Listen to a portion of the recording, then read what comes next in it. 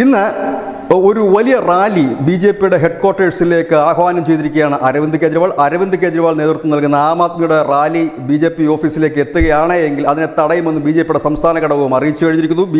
Aravind കെജ്രിവാളിൻ്റെ PA Bibhav കുമാറിനെ കഴിഞ്ഞ ദിവസം പോലീസ് അറസ്റ്റ് ചെയ്തതിൽ പ്രതിഷേധിച്ചുകൊണ്ടാണ് ഈ റാലി ആഹ്വാനം ചെയ്തിരിക്കുന്നത്. ഇതിനു മുമ്പും ആം ആദ്മി പാർട്ടി റാലികൾ ബി.ജെ.പി ഓഫീസിലേക്ക് ആഹ്വാനം ചെയ്തിരുന്നെങ്കിലും നടന്നിരുന്നില്ല. കാരണം അന്നൊക്കെ ബി.ജെ.പിയുടെ പ്രവർത്തകർ ബി.ജെ.പി ഓഫീസിന് മുമ്പിൽ തടിച്ചുകൂടുകയും സംഘർഷാവസ്ഥയിലേക്ക് കാര്യങ്ങൾ നീങ്ങുകയും ചെയ്തപ്പോൾ പോലീസ് ഇടപെട്ടാണ് ആ റാലി ഇല്ലാതാക്കിയത്.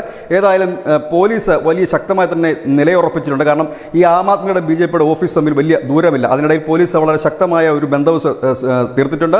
ബി.ജെ.പി പറയുന്നത് അങ്ങോട്ടേക്ക് റാലിയുമായി വന്നാൽ പ്രതിരോധിക്കുക തന്നെ ചെയ്യും എന്ന് മുൻപും അവർ അങ്ങനെ തന്നെ പറഞ്ഞിരുന്നു.